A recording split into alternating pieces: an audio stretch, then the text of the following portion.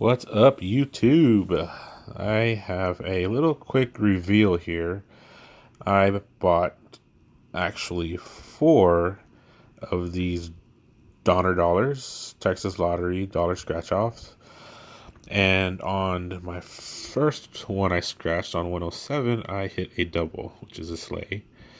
And then on the last one I scratched, I got 8 reindeer. So this is pretty much just a reveal, just to see what I get, because I'm expecting $1 each, but who knows? I mean, one's a double, and well, like I said, we'll just see what happens.